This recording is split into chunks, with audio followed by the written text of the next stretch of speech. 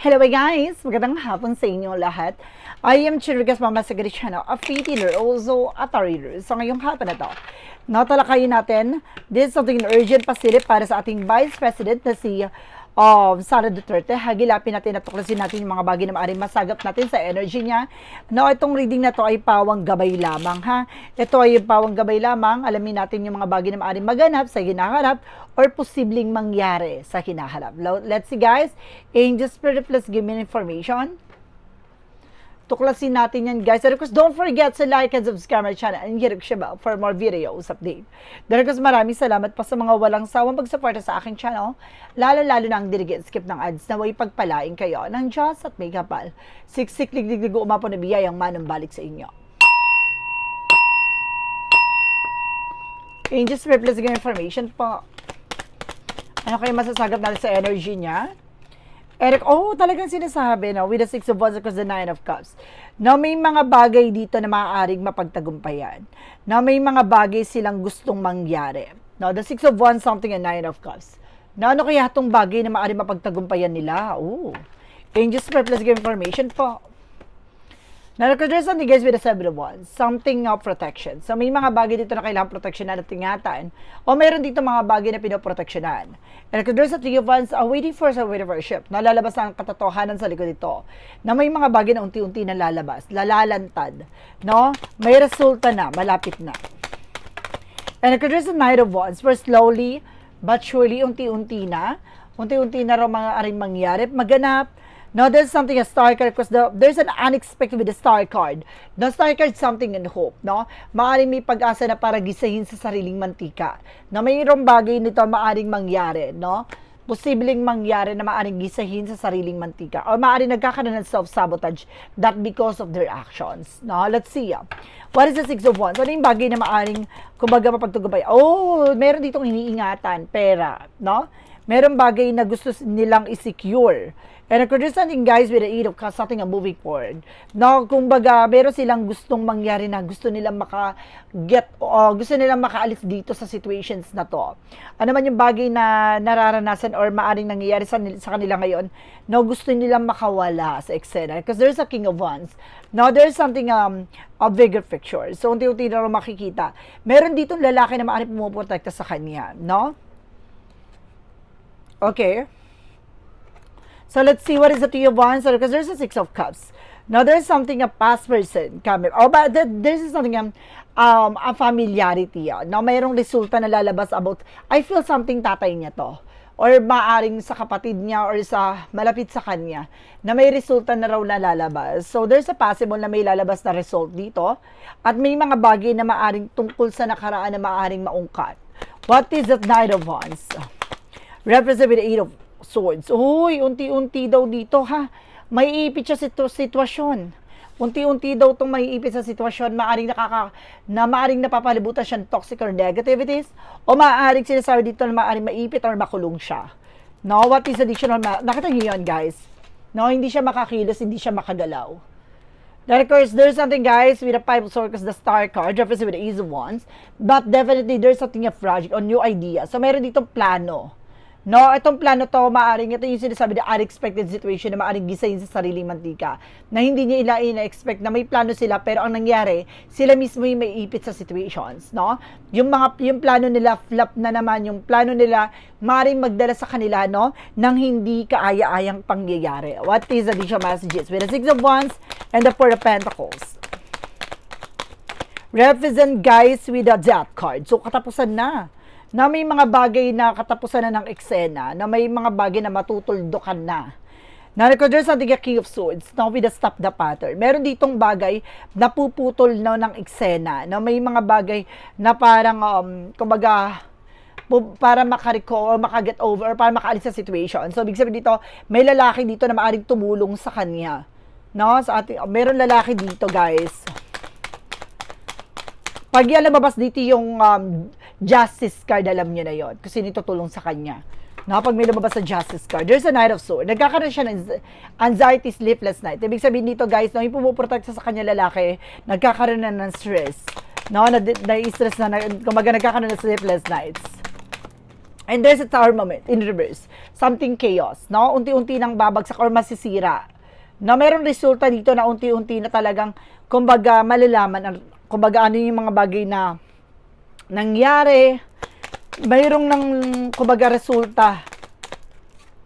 And there's a 10 of Wands, something burden. Oh, ito yung plano na to, yung bagong plano na to, dyan sila maiipit. Now, there's a 10 of Wands, burden, no? More on bagahe, more on bit-bitin. May ipit sila sa situations na to. And kung there's a jet, pinapaalalahanan sila na kailangan nila mag-pay attention. Na may paalala o warning sa kanila, kailangan nila mag-pay attention o iwasan nila yung bagay na yon. Dahil magigisa sila sa sarili nilang mantika pag hindi sila nag-isip ng maayos. No, pag naging padalos-dalos sila, parang ganon. For the outcome, guys, there's something, guys, with the 8 of Pentacles na meron about dito sa trabaho or meron dito talagang matatapos talaga. No, kung there's an Ace of Swords with a mental clarity, mayroon dito na parang, kumbaga magbibigay ng klaro, liwanag. Lalaki naman to na maaari maglantad ng katotohanan ng lahat. Now, what is additional messages? Parang kilala ko to. No, parang nasisense ko kung sino to lalaki na to. No, talaga yung bagay na to. There's something Emperor. Na meron dito, guys, na, oh, I feel something yan ang tatay niya to. No, yung Emperor na to. So, nagkakaroon na siya ng sleepless nights. No, ang kanyang ama. And there's a Chariot card. No, gagalaw na ang sitwasyon. With a Chariot card, sabi sabihin, unti-unti ng guguho. Unti-unti ng masisira ang eksena with the Tower moment. The Tower moment is something chaos. No? What is the chaos? Something distraction, disaster, gano'n. And the Four of Swords, something, there is something as sleepless night. Stress, anxieties. No? Merong bagay dito na kailangan niya makinig sa intuitions niya. Lalo siya may ipit dito, lalong bibigat ang kanyang sitwasyon kapag hindi siya nakinig sa kanyang nararamdaman. No, kasi masyado siya nakikinig sa mga buyo o mga sulsol lang ni naman. No, with the King of Pentacles, secure. No, meron ditong bagay na kailangan nilang ingatan. O meron ditong lalaki na parang inaano na nila, no, pinapaalalahanan nila na kailangan i-secure. Ganon, may lalaki dito or maaring related sa kanya na sinisecure niya about sa pera. Ganon. So, let's see what is additional messages. Now, let's see what is additional messages pa. Matutuloy ba impeachment? Case about kay Sara Duterte. About sa kanya. Bibilis na investigations, bibilis na eksena. And there's a Two of Swords. There's a decision. Nakapag-decision na. No, pero meron pa ditong ini-evaluate. No, this is something na analyze and visualize. No, para meron ditong parang niluluto pa, binag-aaralan pa, at meron ditong marireveal pa. No, meron pang bagay o sekreto sa likod dito na maaaring matuklasan dito. Ano yun? So, there's something a Hermit card. Oh, ibig sabihin dito, guys, there's something na trying na to sabotage, no? Yung impeachment na to, but definitely with a Hermit card, with the power of God, no, liliwanag lahat. So, ibig sabihin dito, they trying, no? They trying to control or manipulate, no? Yung itong impeachment trial na parang gusto nilang kontrolin, no? Para hadlangan. But definitely, guys, mangyayari na nga, no? Pero ang sinasabi dito, kumbaga tinanong ko, diba, matutuloy ba? There's a possible na matuloy. Talaga mangyayari siya. So, let's see, may impeach ba siya after this trial? So, there's something at Empress with the perfect time in the harvest time. So, sinasabi dito with the perfect timing, no, with the divine intervention, ano man yung bagay na ang inyong tinanim siyang aanihin with the Seven of Pentacles. Seven of Pentacles, something consequences. Seven of Pentacles, something harvest time. So, may mga bagay talaga, kung ano yung mga bagay na iyong itinanim siyang aanihin. Let's see additional messages. And there's something, guys, with the Seven of Cups. No, with the Queen of Cups, no? And of course, talagang, kumbaga, mayroon dramatically actress dito na magpapagulo sa situation. Ibig sabihin dito, na mayroon ditong babae na maaaring, kumbaga, mag-talk, no? Magdrama, gumawa ng eksena, na, kesyo, kumbaga, iniipit si ganito, kumbaga, pinagtutulungan si ganyan, na talagang, gumagawa ng eksena para mapatalisik si ganito. Mayroong mga bagay na, may babae dito na magdadrama. No, best in dramatically actress. What is additional messages? And of course, there's something, guys, with the Three of Cups. Oh! Meron din maglalaglag sa kanya na related sa tatlong babae. No? Magkakalaglagan talaga to. With the Ten of Swords, with the Three of Cups, meron naman dito maglalaglag sa kanya na related sa tatlong babae.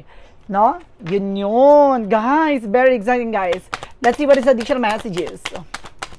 And record is Six of Pentacles. Giving and receiving. Ano man yung bagay na ibinigay mo, siyang matatanggap mo.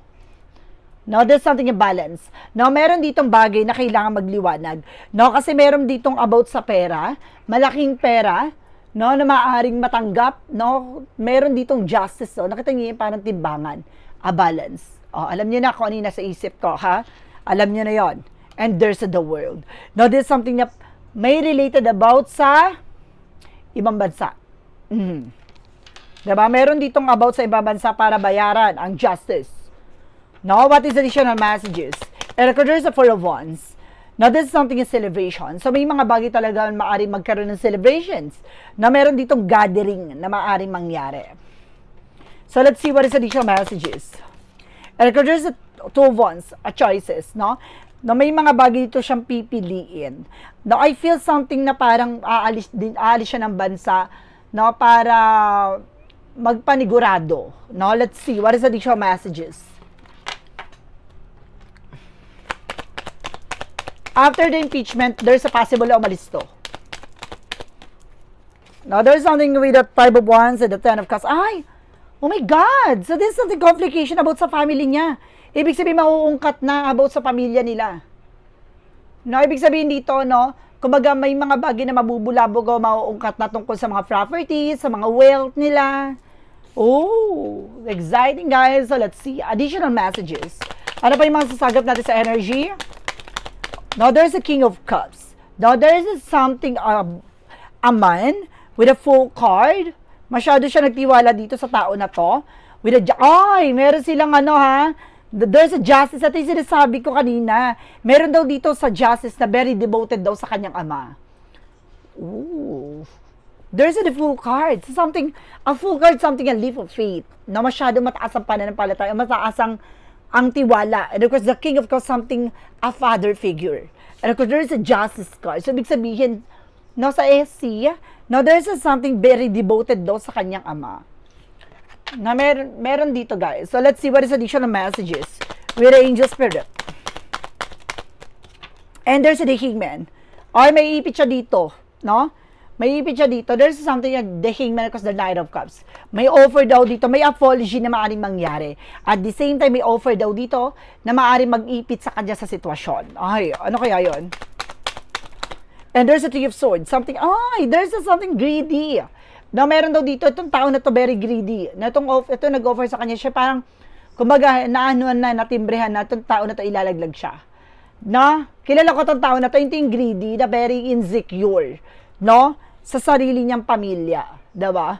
Kumbaga, itong tao na to yung nilaglag yung kapatid niya. Kilala niyo na yun, guys. No? Kumbaga, gumawa ng eksena o issue para lang pabagsakin ng sarili niya kapatid. Kilala niyo na yun. So, what is the shadow work represent what? From the shadow work represent what? There is something of find wholeness. Mahanap na ang katotohanan sa likod dito. Buo na, mabubuo na. No, ang puzzle. So, let's see what is the clarifying for a life situation. Oh my God! There's an important part. So, talagang, nakita niyo yan, guys. There's a puzzle. And ito yung piece na bubuo. So, ibig sabihin talaga, na unti-unti na bumubuo yung eksena. No? Nakikita niyo yung whole picture. Ay! Makikilala na ang mastermind. What is the what lies beneath we hear the future? What lies beneath we hear the future? Ano yung mga bagay na nakatago sa inaharap? Already knowing that alam niya na. No, alam niya na. No? And if there's something, guys, with a fulfilled fantasy, meron siyang pinangarap, meron siyang bagay na gusto mangyari, pero alam niya na yung kahihinatnan. One more card for what lies, no? Para malaman natin yung mga bagay na maaaring maging pasilip dito sa situations na to.